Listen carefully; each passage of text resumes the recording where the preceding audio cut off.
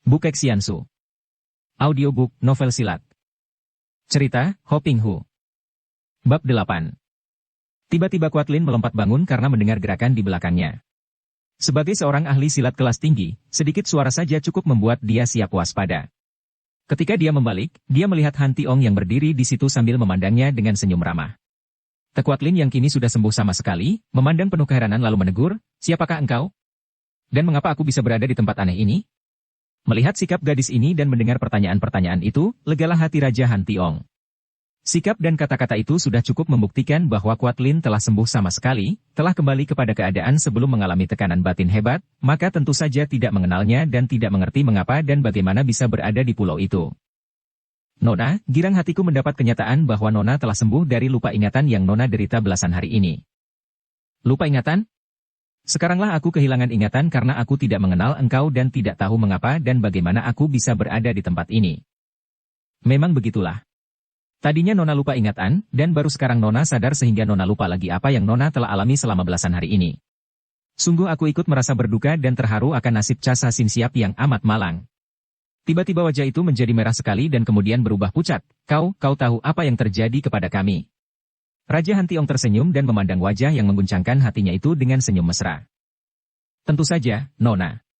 Aku dan muridkulah yang mengubur jenazah 12 orang suhengmu, dan aku dan muridku pula yang menolongmu membawa ke sini kemudian mengobatimu sehingga sembuh hari ini. Aku adalah Raja Han Tiong, Raja Pulau ini dan kau berada di Pulau Es." Mata yang indah ini terbelalak. "Apa? Di Pulau Es dan aku telah mendengar nama besar Pangeran Han Tiong. Sekarang telah menjadi Raja Han Tiong, Raja sebuah pulau kecil tak berarti, Nona, dan aku belum mengetahui namamu karena selama ini kau tidak menyebut namamu." Quatlin menjatuhkan diri berlutut dan menahan isaknya. "Saya mengaturkan banyak terima kasih atas pertolongan Paduka, dan maafkan kalau saya tidak mengenal penolong saya. Saya bernama Te Quatlin, orang termuda Cap Sa Sin Hiap, dan kalau Paduka menaruh kasihan kepada saya ingin segera pergi dari sini, sekarang juga. Nona Te, aku adalah seorang yang tidak bisa menyimpan rahasia hati. Ketahuilah, semenjak pertama kali melihatmu dan melihat penderitaanmu, timbul rasa iba dan sayang di dalam hatiku. Karena itu, kalau kiranya engkau suka aku akan merasa berbahagia sekali kalau Nona mau tinggal di dalam istanaku ini, sebagai seorang istriku, istri kedua." Quatlin terkejut sekali. Dia telah berhutang budi kepada raja ini, dan sekarang raja ini secara demikian terus terang menyatakan cintanya dan ingin mengambil dia sebagai istri. Dia menjadi istri raja? Dia yang telah dinodai oleh Pajiu Kaiong. "Tidak. Maaf, saya harus pergi sekarang juga. Hanya satu tujuan hidup saya, dan Paduka tentu tahu, yaitu untuk membunuh iblis Pajiu Kaiong." Han Tiong mengangguk-angguk. "Aku mengerti dan aku sudah menduga bahwa seorang darah perkasa seperti engkau tentu saja tidak akan mau menerima tawaranku dan tidak mungkin aku mengharapkan seorang darah seperti Nona akan jatuh cinta begitu saja kepadaku. Akan tetapi aku pun tidak terlalu mengharapkan yang ajaib. Aku jatuh cinta kepadamu, Nona, dan adanya aku berani meminangnya secara terang-terangan, karena aku yakin Nona akan menerimanya berdasarkan cita-cita tunggal Nona itulah. Bagaimana mungkin Nona akan membalas dendam kepada Pajiu Kaiong, sedangkan Cap Sa Sin Hiap saja tidak mampu mengalahkannya. Akan tetapi kalau engkau menjadi istriku, soal membalas dendam kepada Pajiu Kaiong sama mudahnya dengan membalikkan telapak tangan." Ucapan ini berkesan mendalam, memang buat Quatlin termangu-mangu. Dia bukan gadis lagi dan tidak mungkin dia menjadi istri orang, dan baginya setelah berhasil membalas dendam, hanya kematianlah yang akan mengakhiri noda yang dideritanya. Akan tetapi, menjadi istri kedua Raja Han Tiong yang sakti, lain lagi halnya, apa pula kalau orang sakti itu sendiri sudah tahu akan keadaannya. Apakah Paduka akan mengajarkan ilmu kesaktian kepada saya?" Tanyanya dan kini dia mengangkat muka, memandang raja itu, diam-diam harus mengakui bahwa laki-laki ini gagah dan tampan, sungguh pun usianya tentu tidak kurang dari 40 tahun. "Terserah kepadamu. Kalau engkau suka memenuhi hasrat hatiku yang ingin memeristrimu. Kalau kau menghendaki, dalam waktu pendek saja aku dapat menangkap musuhmu itu dan menyeretnya ke depan kakimu.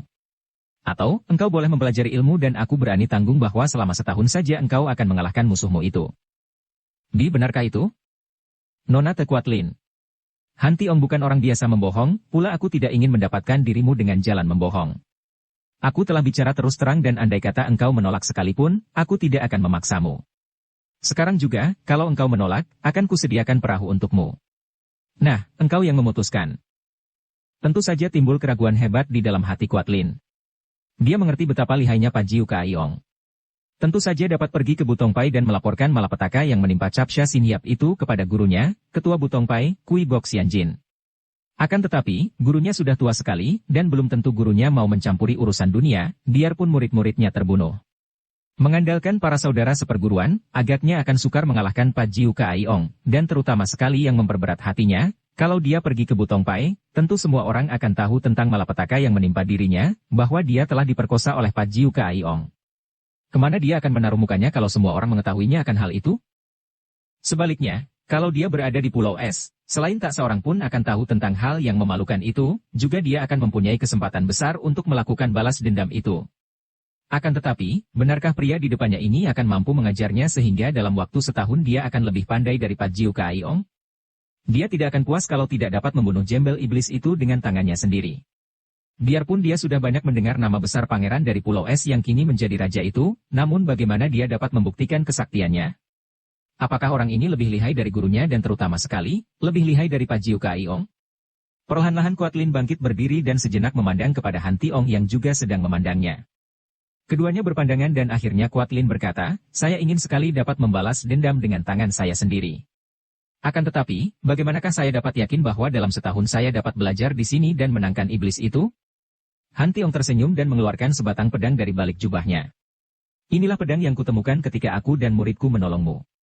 Kuat Lin menerima pedang itu dan air matanya turun bertitik akan tetapi segera dihapusnya. Itulah Anggue Kiam pedang dari Tosuhengnya. Engkau meragu, baiklah.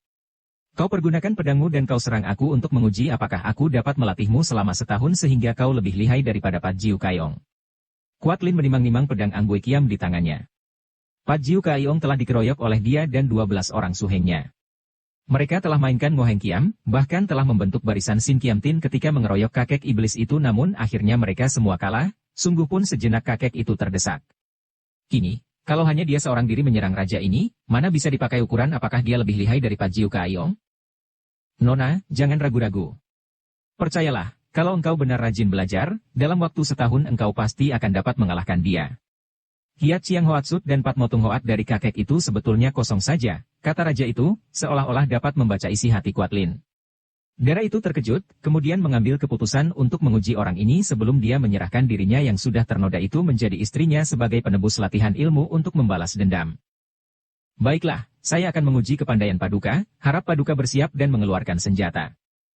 Hahaha, Pat Jiu Kaiong membutuhkan tongkatnya dan pukulan beracunnya untuk mengalahkan Capsha Xinhiap, akan tetapi aku cukup menggunakan ini. Dia meraih ke bawah dan tangannya sudah membentuk batu karang sedemikian rupa sehingga batu karang itu berbentuk panjang seperti pedang. Harap Paduka siap. Kuan Lin berseru dan tiba-tiba pedangnya menyambar dengan cepat, melakukan tusukan ke arah leher sedang tangan kirinya sudah memukul ke arah dada. Serangan berganda dengan pedang dan pukulan tangan kiri ini merupakan jurus ampuh dari Ngoheng Kiam Sut. Tiba-tiba tubuh raja itu bergerak, serangan Kuat Lin telah dapat dielakkan dan pada detik berikutnya, leher Dara itu tersentuh ujung batu karang dan dadanya juga tersentuh kepalan tangan kiri Han Tiong. Kuat Lin menjerit lirih karena maklum bahwa kalau tusukan batu dan pukulan tadi dilanjutkan oleh Han Tiong tentu dia telah roboh dan tewas seketika. Akan tetapi yang lebih mengejutkan hatinya adalah gerakan raja itu. Paduka. Paduka menggunakan jurus Wei Po Liu Hong, air tumpah muncrat pelangi melengkung, dari Ngoheng Kiam Sut Butongpai. Han Tiong tersenyum, persis sekali dengan seranganmu tadi, akan tetapi jauh lebih lihai karena sekali serang berhasil, bukan? Nah, kalau engkau memiliki kesempurnaan dalam jurus ini tadi, bukankah mudah kau mengalahkan musuhmu? Kuat Lin tertegun, akan tetapi dia masih belum puas. Saya ingin mencoba lagi. Boleh, boleh. Kau seranglah aku 10 jurus yang paling lihai dan aku tanggung bahwa engkau akan kukalahkan dengan jurusmu yang sama. Dengan pengerahan tenaga dan memilih jurus-jurus terampuh, Kuat Lin menyerang lagi. Akan tetapi setiap kali menyerang satu jurus, dia menjerit lirih karena benar saja, dia selalu dikalahkan oleh jurusnya sendiri. Jurus itu digerakkan oleh Han Tiong sedemikian aneh dan sempurnanya, demikian cepat dan mengandung tenaga mujizat sehingga biarpun dia mengenal jurusnya sendiri, dia tidak sempat lagi mengelak atau menangis. Setelah 10 kali dia terkena sentuhan ujung batu atau usapan tangan kiri lawan yang lihai ini dia menjadi yakin, lalu menjatuhkan diri berlutut. Saya menerima penawaran Paduka. Han Tiong memegang kedua pundaknya dan mengangkatnya bangun berdiri. Mereka berdiri berhadapan, saling pandang dan wajah raja itu berseri melihat betapa wajah Kuat Lin menjadi merah sekali dan ada kedukaan hebat tersembunyi di balik kemerahan wajah karena malu itu. Dengan mesra Han Tiong mengusap pipi halus kemerahan itu dan berkata lirih, "Aku tahu, Kuat Lin. Peristiwa terkutuk menimpa dirimu membuat kau jijik terhadap pria dan muak terhadap hubungan antara pria dan wanita. Akan tetapi, aku bukanlah pria yang mengutamakan hubungan badani saja, Kuat Lin. Aku akan menghapus kejijikan dan kemuakan itu. Percayalah, aku cinta dan iba kepadamu. Keputusan yang kau ambil ini tepat sekali dan tidak akan mendatangkan sesal di kemudian hari. Mari kita mengumumkan pernikahan kita. Semoga engkau berbahagia." Han Tiong mencium dan mengecup mesra dan halus pinggir mata Kuat Lin, kemudian menggandeng tangannya dan mengajaknya berjalan memasuki istana dari pintu belakang yang menembus ke taman itu. Tentu saja tidak ada kehebohan terjadi ketika Han Tiong mengumumkan keputusannya mengambil Te Kuat Lin sebagai istri kedua, sungguh pun hal ini mendatangkan bermacam-macam tanggapan dalam hati para penghuni Pulau Es. Pesta diadakan, pesta yang sederhana saja tetapi cukup meriah. Sebagian besar penghuni Pulau Es bersuka cita dan mengharapkan bahwa dari pernikahan ini, raja akan dikaruniai seorang putera. Juga terjadi bermacam tanggapan di kalangan keluarga raja. Ada kekecewaan akan tetapi ada pula harapan. Kecewa karena sekali lagi Raja Han Tiong mengambil orang luar sebagai selir, akan tetapi timbul harapan karena mungkin melalui istri kedua ini mereka dapat memukul Liu Bue yang mereka benci. Ternyata kemudian oleh Kuat Lin bahwa semua ucapan yang dikeluarkan oleh Raja Pulau Es itu ketika meminangnya bukan hanya bujukan kosong belaka. Raja itu benar-benar jatuh cinta kepadanya dan hal ini terasa olehnya setelah dia menyerahkan dirinya menjadi selir Raja Han Tiong. Dengan sepenuh jiwa raganya, Han Tiong mencurahkan kasih sayang kepadanya sedemikian besarnya sehingga lambat laun dia pun jatuh cinta kepada suaminya ini. Dan dia yang tadinya hendak belajar ilmu silat sebagai dorongan terutama dengan mengorbankan dan menyerahkan diri sebagai selir. Setelah menerima pencurahan cinta kasih yang amat mesra dan mendalam, mulailah berbalik pikir. Apalagi setelah 9 bulan kemudian semenjak dia menjadi selir, dia melahirkan seorang anak laki-laki. Kuat Lin merasa betapa hidupnya berubah sama sekali, kalau dulu dia hanya seorang pendekar wanita yang seringkali menghadapi banyak kesengsaraan hidup, kini menjadi seorang yang mulia dan terhormat, bahkan dia mendapat kenyataan bahwa suaminya benar-benar memiliki ilmu kepandaian yang luar biasa tingginya. Timbullah keinginan hatinya untuk mengangkat diri menjadi permaisuri, dan dia merasa berhak karena bukankah dia yang mempunyai keturunan laki-laki, dan selain menjadi permaisuri, juga menjadi pewaris semua ilmu kesaktian dari Pulau Es. Kalau sudah demikian, baru dia akan mencari dan membunuh Pat Jiu Kaiyong. Kebenciannya terhadap kakek iblis jembel itu kini menjadi tipis sekali.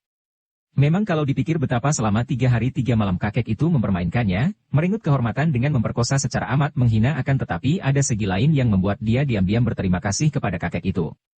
Kalau tidak ada peristiwa hebat itu, agaknya selama hidupnya dia tidak akan dapat bertemu dengan Han Tiong, apalagi menjadi istrinya dan sekaligus pewaris ilmu-ilmunya.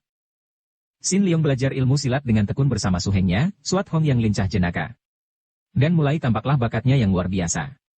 Tidak mengherankan kalau para tokoh Kangou ingin memiliki bocah ini dan menjadikan Sin Leong sebagai bahan perebutan, karena dia pantas disebut Sintong. Han Tiong sendiri yang merupakan manusia luar biasa dan memiliki kecerdasan yang disebut Kui Bak Put Bong, sekali melihat tidak bisa lupa lagi, diam-diam menjadi kagum sekali karena dia harus akui bahwa dalam hal kecerdasan dan kekuatan pikiran, dia masih kalah oleh muridnya ini. Yang amat mengagumkan hatinya adalah betapa di balik semua bakat yang luar biasa ini terpendam watak yang amat luar biasa, watak yang penuh kehalusan, kelembutan dan kasih sayang dan iba terhadap orang lain yang amat mendalam, di samping watak yang wajar seadanya. Benar-benar seorang bocah yang ajaib.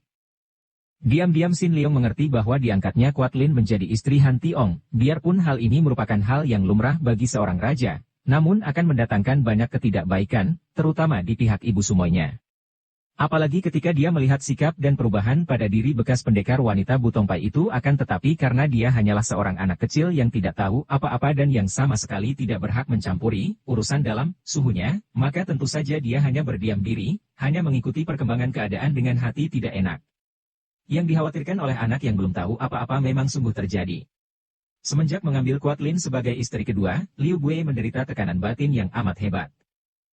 Mula-mula tidak terasa olehnya ketika suaminya makin jarang bermalam di dalam kamarnya karena hal ini dianggapnya lumrah setelah suaminya memiliki istri lain yang baru. Akan tetapi perasaan kewanitaannya yang halus segera dapat menangkap kehambaran cinta kasih yang dicurahkan suaminya kepadanya. Dan terutama sekali setelah Te Kuat Lin mengandung, suaminya tidak pernah datang lagi menginap di kamarnya, dan kalau sekali-sekali datang, tidak ada cemburu dan kemesraan sama sekali, hanya untuk menanyakan kesehatan dan agaknya suaminya datang hanya demi kesopanan belaka. Hati seorang wanita amatlah halusnya, mudah tersinggung, mudah gembira, mudah marah, mudah berduka, mudah jatuh cinta dan mudah pula membenci. Setelah Quatlin melahirkan seorang anak laki-laki, mulailah hati Liu Bue digerogoti iri dan hal ini mendatangkan kebencian hebat. Dia mulai merasa tersiksa batinnya, merasa kesepian, rasa rindu yang makin menghimpit terhadap belayan kasih sayang suaminya membuat Liu Bue makin tersiksa, menambah kebenciannya terhadap Quan Lin yang makin dipuja suaminya itu. Liu Bue bukan seorang wanita yang gila akan kedudukan. Dia tidak mengejar kedudukan dan dia sama sekali tidak khawatir akan menurunnya derajatnya apabila madunya itu diangkat menjadi permaisuri karena mempunyai seorang putra. Akan tetapi Liu Bue adalah seorang wanita yang haus akan kasih sayang, maka dapat dibayangkan betapa hebat penderitaan batinnya setelah cintanya disia-siakan oleh suaminya yang telah jatuh di bawah telapak kaki Quatlin. Melihat penderitaan batin yang dialami oleh Liu Bue ini, diam-diam bersoraklah para keluarga raja. Bagi mereka, biarpun putra raja bukan keturunan dari seorang ibu yang masih berdarah agung seperti mereka, namun masih lebih baik daripada kalau dilahirkan oleh seorang ibu seperti Liu Bue, hanya anak seorang nelayan pulau es rendah.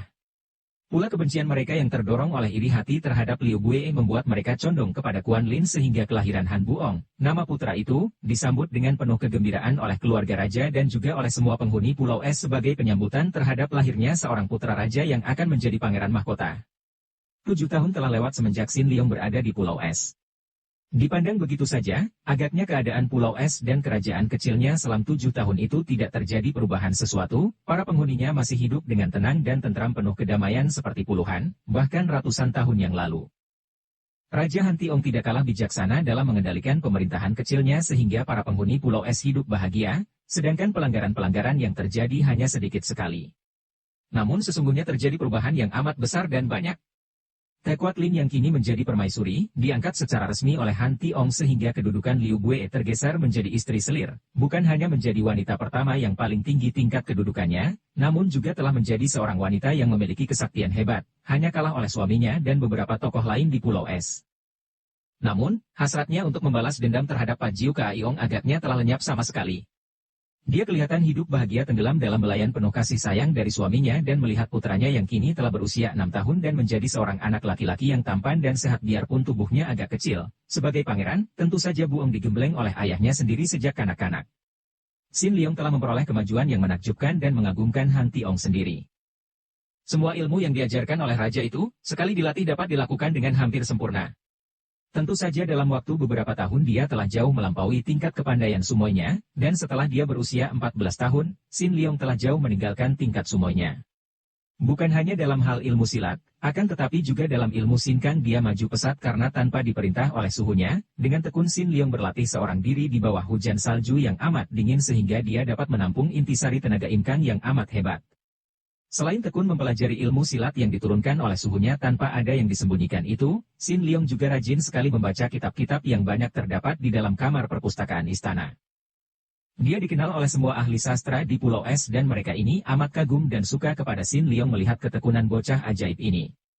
Tidak ada bosannya Sin Leong membaca kitab-kitab kuno dan setiap bertemu huruf baru yang tidak dikenalnya, dia mencatatnya untuk kemudian ditanyakan kepada para ahli itu. Dengan cara demikian, biarpun tidak dibimbing langsung, namun Sin Leong telah dapat memperkaya perbendaharaan kata-kata sehingga dia mampu membaca kitab-kitab yang paling kuno di dalam perpustakaan itu. Kitab kuno tidaklah seperti kitab biasa, karena selain huruf-hurufnya kuno, juga huruf-huruf itu mengandung arti yang amat mendalam.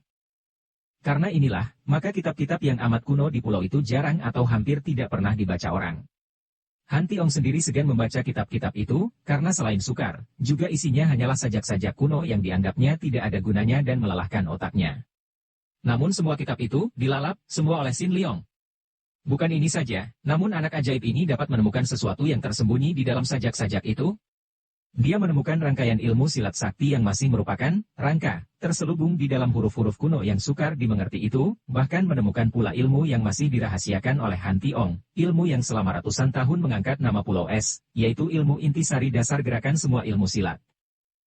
Dengan ilmu ini yang sudah dikuasainya, maka Han Tiong dapat mengalahkan 7 orang tokoh sakti dengan jurus ilmu silat mereka sendiri ketika Han Tiong menolong Sin Long di Zhenghao ASEAN.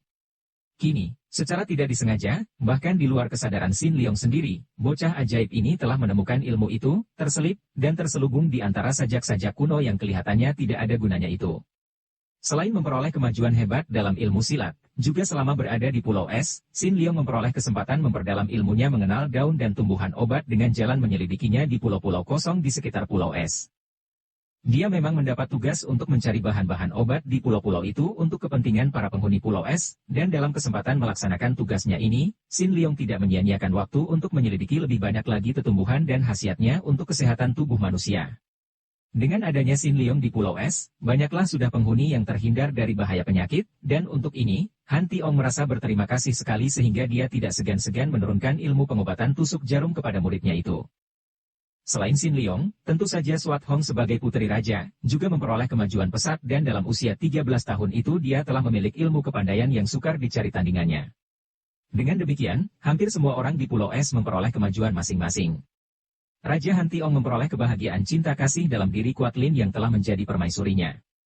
Kuat Lin sendiri yang tadinya mengalami malapetaka yang dianggapnya lebih hebat daripada kematian sendiri, telah memperoleh banyak keuntungan, memperoleh cinta kasih yang mesra, kedudukan tinggi sekali, dan ilmu kepandaian yang amat hebat pula. Hanya seorang saja yang sama sekali tidak memperoleh kemajuan lahir maupun batin yaitu Liu Bui. Dia menderita makin hebat, terutama batinnya karena semenjak beberapa tahun ini, suaminya sama sekali tidak pernah lagi mendekatinya. Lenyaplah wataknya yang periang dan kini Liu Bui lebih banyak mengurung dirinya di dalam kamar, menyulam atau membaca kitab. Dia seolah-olah menjadi seorang pertapa dan biarpun wajahnya tidak membayangkan sesuatu, masih tetap cantik manis dan pakaiannya selalu bersih, namun sesungguhnya hatinya terluka dan selalu meneteskan darah, batinnya terhimpit dan terbakar oleh rindu yang tak kunjung henti, kehausan akan belayan kasih sayang seorang pria yang tak pernah terpuaskan.